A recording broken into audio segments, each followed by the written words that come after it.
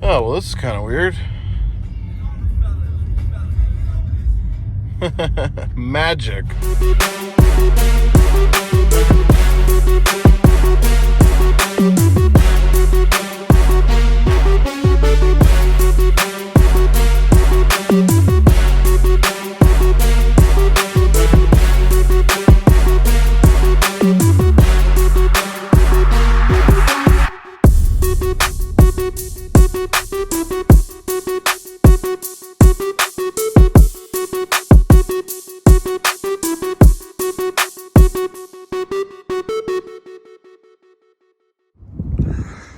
Good morning, ladies and gentlemen. Welcome back to the Cool Car Clinic channel.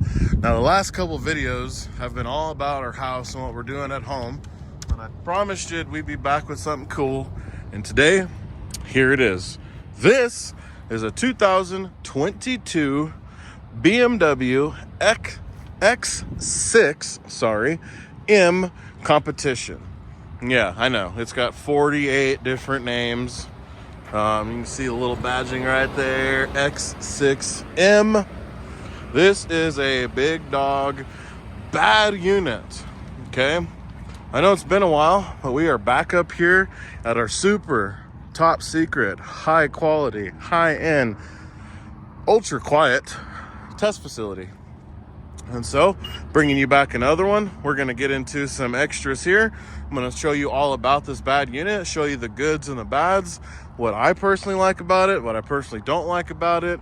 Oh, and by the way, why is it $110,000? I believe this one as tested is 118, if I'm not mistaken. So let's get into some specifics on this old girl right off the jump. This big girl has a 4.4 liter twin turbo V8 from the M5. Okay, this one is tuned up a bit. It makes 617 horsepower, 553 foot-pounds of torque horses, 8-speed automatic. It is all-wheel drive, obviously.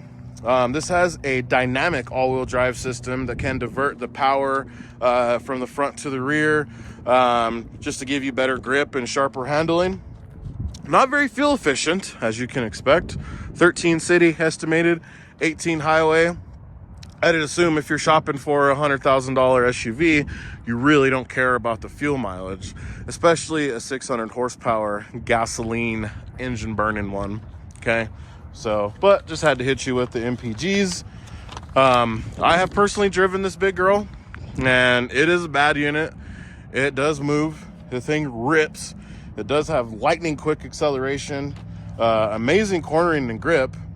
Super smooth, actually, surprisingly. It's just a little heavy. You can feel the weight. It's like 5,100 pounds, and it's very noisy. And I think a lot of the noise is contributed from these tires. 295s up front and massive 315s on the back. They're low profile, they're sticky Pirellis, and because of that you hear all of the road noise.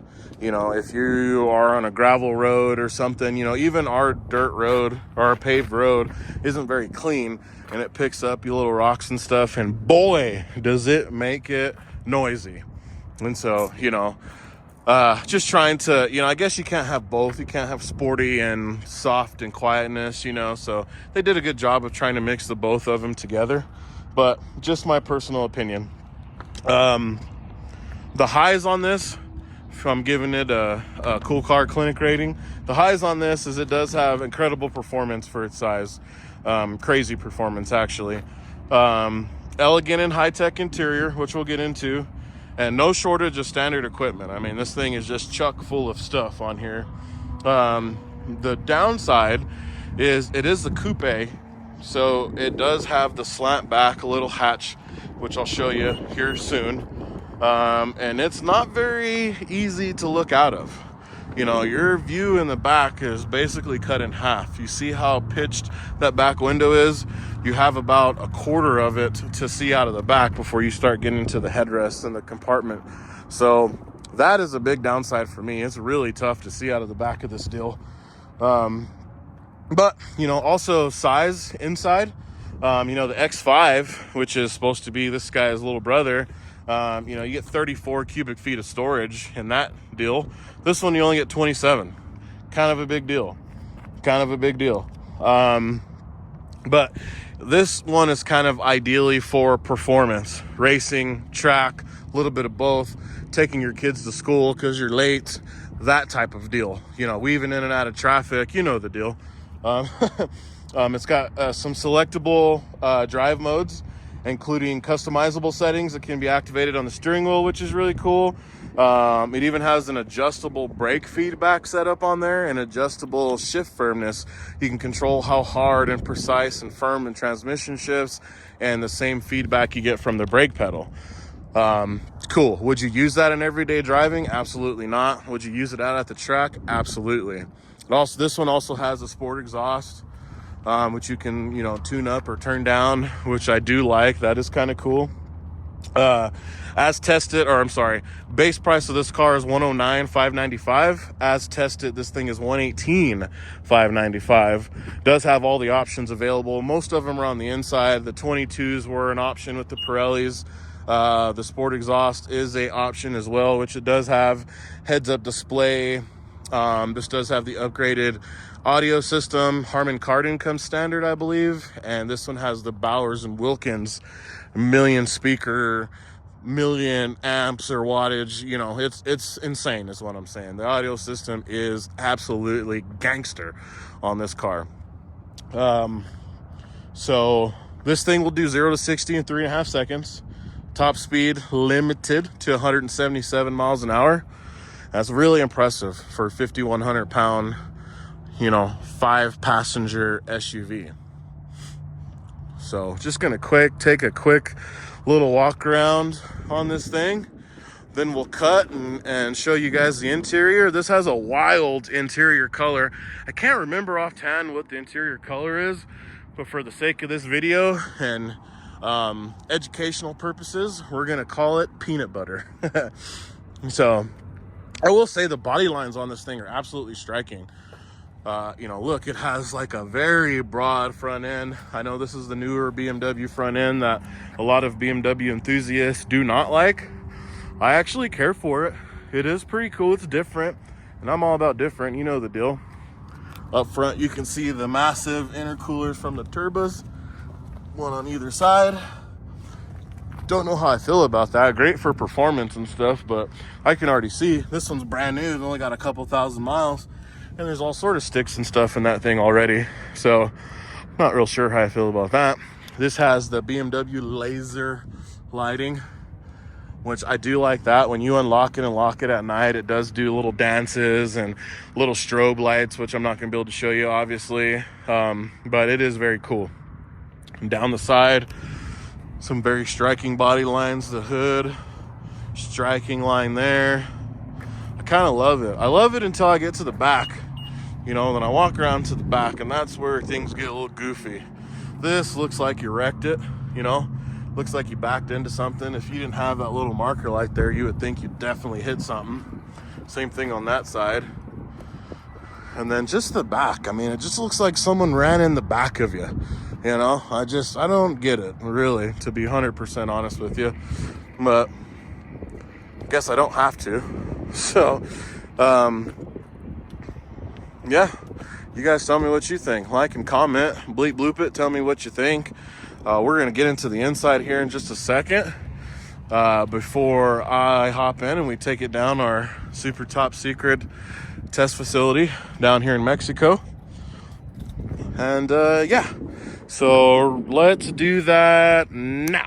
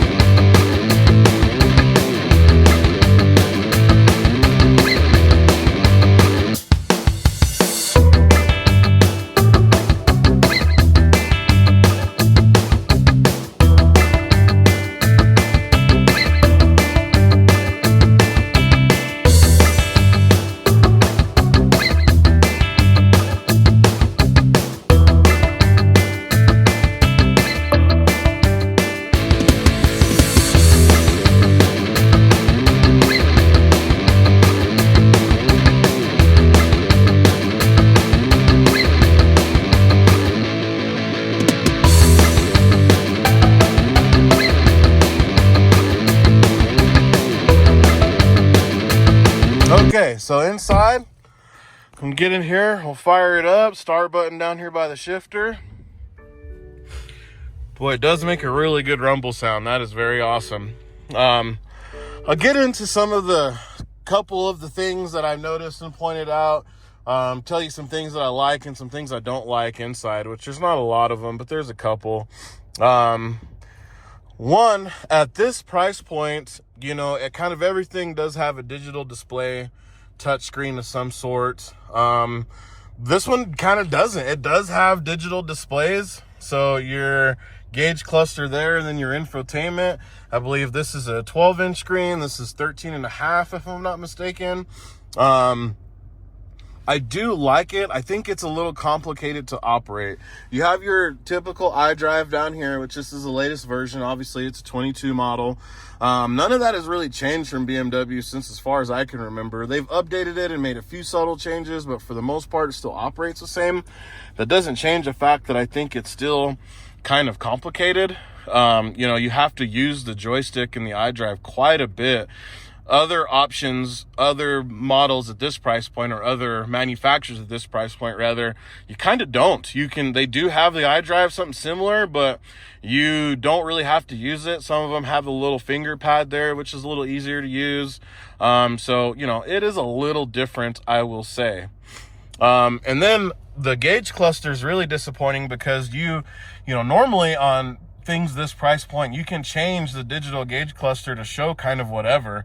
You can't on this. Actually, you don't have any other option, but when you put it in M mode, it does go to that. And then if you hold it down and put it in track mode, which you see that right there, it does change a little bit, and it gives you a little bit more information there.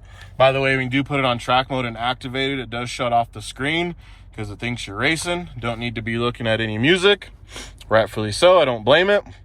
I do really like the steering wheel. I think it looks really nice. It's very thick and girthy. I do like that. I love the paddle shifters. I even like the M buttons that you can customize to do whatever. Heated steering wheel button, very easy to find. It's not hidden like on the Porsches and on the Mercedes. I do like that. I don't like the seats particularly. They're just not very comfortable, you know, and I know this is an M competition model, so I'm trying not to like knock that too much, but they aren't very comfortable, you know. And you know me, being a giant Bigfoot Sasquatch size, you know, comfort is really big for me, especially at this level and this price point. And, you know, I'm not going to say they're the most uncomfortable seats. The bolsters aren't too crazy, but they're just a little stiff. They're not as comfortable as I thought they would be. Let's just say that.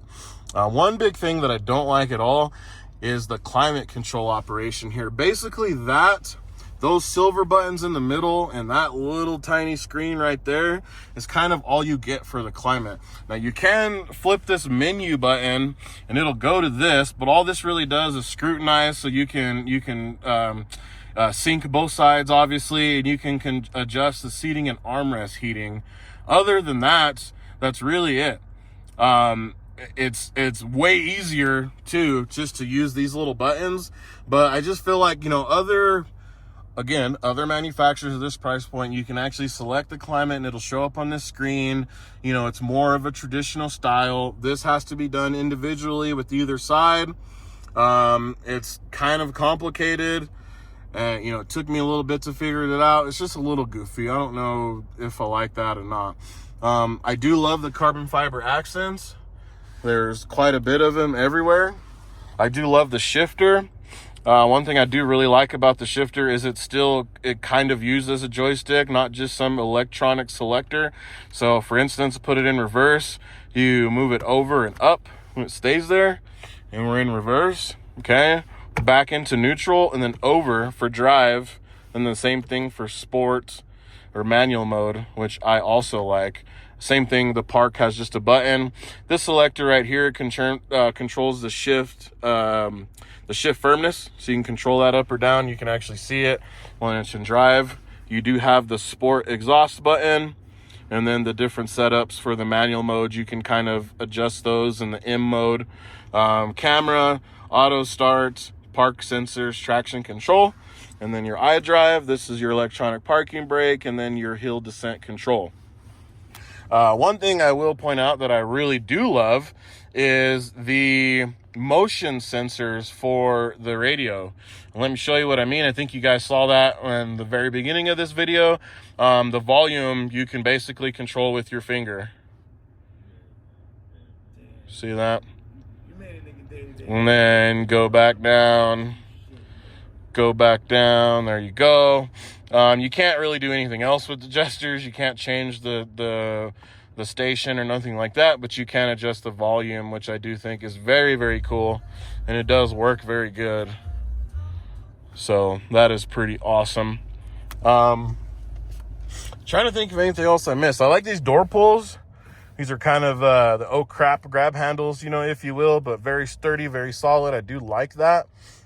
I like the rest of it. Plenty of Alcantara, not too much. Like I said, it does have the upgraded Bowers and Wilkins audio system. I can't remember how many speakers, but they do put them in lovely places right over your head there in the front or back. That is pretty nice. And there you go. You know, there's my 2-second quick rundown on the 2022 BMW X6. Shows you some features in it, some things that I found cool, some things I didn't find so cool. You know, and that's kind of it. It does have heads-up display. I forgot to mention that. That is kind of cool. When you put it on M Sport mode, it will kind of show you an analog style tack, especially when you're using the paddle shifters. It'll light up yellow when it's close to being shifted, and then red when you need to shift it. I do love that. Very animated, very clear, very nice. I wish I can show you guys the view from the back here, which you really can't, but it's not very good. That's what I'm trying to say. Let's see if I can flip this around and show you real quick. Look at that. Look how hard it is to see out of the back of that deal. It is extremely hard. But minor problem for 617 horsepower SUV that will run away from a lot of stuff. Let's find out, shall we? Okay, so we are gonna put it in track mode. As you can see, we're gonna activate that. We're gonna leave it in drive. We are gonna turn the shift firmness all the way up, which that is now. We're gonna pull out here to our test track and just gently press the gas, you know. Just wanna slightly feel it, you know, nothing crazy, but goodness gracious. Shoo! Boy, that thing is rolling. You know, it's kind of tough to remember all the things you don't like about it when you just mash the go fast pedal. Let me tell you something. Goodness. Yeah, so this thing rips. As I told you already, 617 horsepower, 5,000 pound SUV. I mean, yeah, I mean, any day of the week, that recipe is pretty healthy there. You know, that thing just absolutely goes. Is it worth $100,000 though? You know, I don't know. When you compare it to what else you have out there that is like it, you know, I think for the price point, it actually does. You know, on our side, you know, you'd have to get like a GLE 63, something like that. That'll be maybe about $15,000-$20,000 more, same power. So, you know, there's that. The Porsche, you know, you would need a Cayenne turbo or something like that with that power. You're going to be knocking on 200 grand with that car. You know, if you went to the domestic side, you're talking about a Jeep or something like that. SRT 8, Hellcat, Trackhawk. You know, that is really in the same price point as this. But when you get in those domestic ones, just the quality ain't there. You know, for interior wise, you know, you get a lot of plastic in those. You don't get, you know, some of the accoutrements and amenities that you get in this one. So that's a thing, you know, I mean, that's a big thing, especially when you're spending 100 grand. you know, it is surprisingly quiet. What is noisy about it is the road noise, really. It's not like I hear wind noise or nothing like that when I said it was noisy. It's really when you're not on a super smooth road, or, you know, you're not on a paved road or something like that. You just hear a lot of the road noise. You'll hear a lot of the rocks and the grime sling up from the tires because they're so sticky. Very similar to would be when you drive like a 911 or a Corvette or something like that. Cars that have really low profile wheels and tires that sit really low to the ground. That's the kind of road noise that I hear on this big jacked up SUV. Don't particularly care for that. But again, as soon as you do this, shoo, that kind of makes you forget about all of that. So, yeah, this thing is awesome. It is awesome. Don't know if it's for me. Personally, if I was shopping for a BMW and I wanted something with this power level, I'd probably go with the X5, just because I personally think it looks better. It's not the coupe. It has more interior room, more headroom, more storage room, same power. So, you know, and if I'm not mistaken, I think it's like $10,000 to $13,000 cheaper. So take that for whatever it's worth. So that's why I would pick the X5 over this personally. But again, just kind of personal preference. You know, it does have a different look to it. And if you're a different sort of person like I am, that might appeal to you. But, you know, I try to look at everything well-roundedly. You know, as a daily driver with a guy that's got 3 kids and 2 of them that are in, you know, car seats and stuff, how easy it is to get in and out, how easy it is to throw stuff in the back, how much room do you actually have, how comfortable is it, how uncomfortable is it, you know. So all of those variances kind of, you know, hit you in the face, especially when you're shopping for a $100,000 SUV. You know, not so much if you're in the $20,000, $30,000, $40,000 range, but when you get up to the triple digits, you know, like that, you know, you're talking big money. And for big money, I think you really need to justify everything, you know, and all of those variables kind of make sense. So that's going to do it for today's video. We're getting back here to the store. I appreciate you guys. I love all your support. I love the comments. I love all of the feedback. I will keep bringing you these. Sorry it's taken so long. But stay tuned to the next one. I got a special treat for you again, and you will see that one real soon.